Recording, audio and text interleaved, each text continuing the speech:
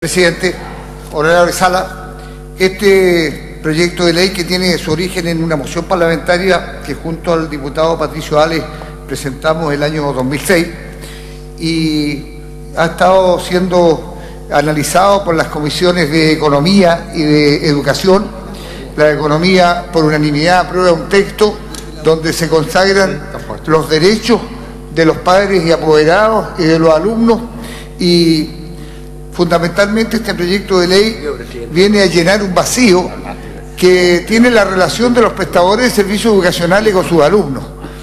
La única actividad contractual que masivamente se ofrece en Chile, que no tiene una regulación por ley para obligar a los contratantes a establecer por escrito cuáles son los derechos y deberes de cada uno y cuáles son las obligaciones también de cada uno. Y desde ese punto de vista, presidente, creo que este proyecto viene a llenar ese vacío.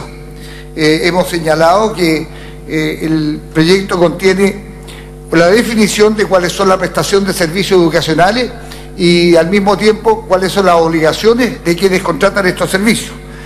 Hemos definido que los contratos de prestación de servicios educacionales pueden ser anuales, semestrales, por ciclo, por niveles, pero lo más sustantivo que tiene este proyecto, presidente, ha sido eliminado por indicaciones de parlamentarios de oposición que en la Comisión de Educación circunstancialmente tuvieron una mayoría, y en la última sesión o penúltima sesión, las dos últimas sesiones, prácticamente se eliminaron el corazón de este proyecto, que tiene que ver con darle garantías y reconocimiento de los derechos de padres y apoderados y de los alumnos. Quiero expresar que en el artículo 2, cuando la Comisión de Economía establecía que formarán parte integrante del contrato de prestación de servicios educacionales que se suscriba en todo lo que no contradiga lo dispuesto en el artículo 2 de esta ley,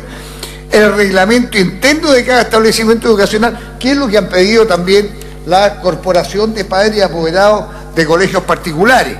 Y ellos han señalado que es indispensable que la normativa contenida en el reglamento interno de cada colegio debe ser objetiva, conocida por padres y apoderados y alumnos, contener normas precisas y objetivas relacionadas con la interpretación y aplicación. De esta manera, la interpretación del reglamento interno, dicen padres y apoderados, y la consecuente aplicación de sus normas no puede estar entregada al arbitrio del propio colegio. Por ello es que la Comisión de Economía había aprobado, señor presidente, estimados colegas, que en el contrato que se realizaba, que debería ser escriturado, formaba parte integrante de este contrato el reglamento interno. Luego, una de las razones que nos llevó a impulsar principalmente este proyecto de ley, presidente, fueron las arbitrariedades que algunos establecimientos educacionales han cometido con padres, apoderados y alumnos, cuando especialmente institutos de capacitación o universidades también, en que el primer año se conoce cuánto es el costo de la matrícula, pero no se conoce cuánto es el segundo. Cuando un padre apoderado matricula en una carrera profesional o técnica a su pupilo, a su hijo, lo hace pensando en un presupuesto que va a costar el financiamiento de esta carrera. Entonces, él conoce solamente el costo del primer año. Luego, el segundo año, el establecimiento arbitrariamente y sin que exista ningún contrato y sin que exista ninguna decisión, unilateralmente pone un precio que es impagable para la familia.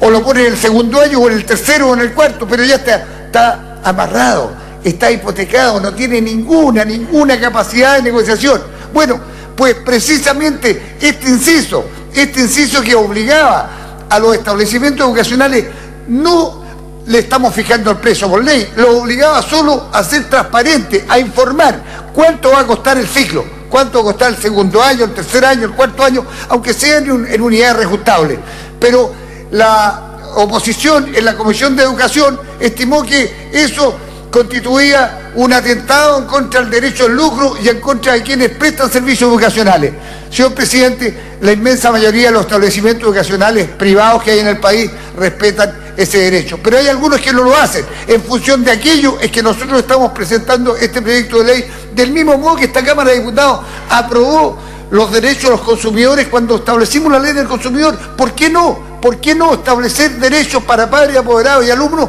para conocimiento, para transparentar, para saber cuánto me va a costar como padre y apoderado el ciclo completo del curso de la universidad? Eso también lo eliminó la oposición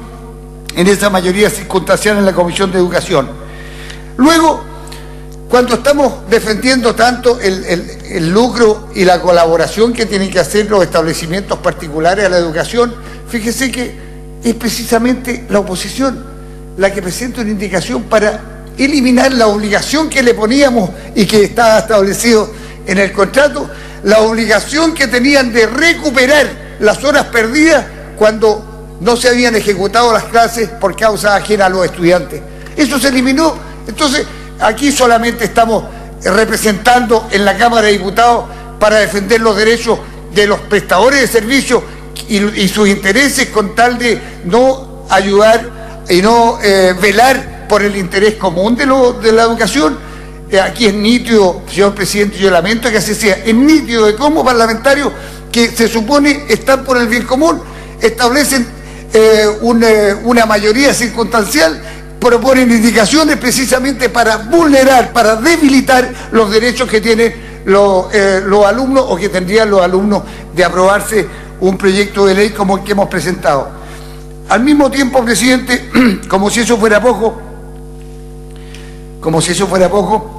el capítulo segundo de este proyecto de ley consta de 2 capítulos completos. Un capítulo que regula los contratos y un capítulo segundo que establece taxativamente cuáles son los derechos mínimos e irrenunciables para los alumnos, como el derecho a un trato digno y no discriminatorio, como el derecho al respeto a la propia identidad personal, por ejemplo, como el derecho de los estudiantes a asociarse entre ellos, como también establece cuáles son los deberes de los alumnos: asistir a la actividad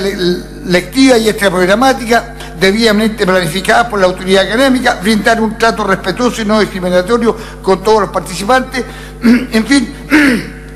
el artículo 7º, presidente, establece cuáles son los derechos mínimos de los padres: el derecho a ser informado, el derecho a un trato digno y respetuoso, el derecho a ser escuchado, el derecho a participar en el proceso de enseñanza, el derecho a participar en el proceso de formación del proyecto educacional, en fin. Y precisamente los parlamentarios de oposición han presentado aquí una indicación para eliminar, y de hecho se aprobó en la Comisión de Educación la eliminación de este capítulo segundo, que establece precisamente otra de las motivaciones que tuvimos, es establecer en la escritura del contrato cuáles son los derechos de padres, de alumnos, y cuáles son los deberes de padres y alumnos. De tal manera, presidente, es que yo voy a pedir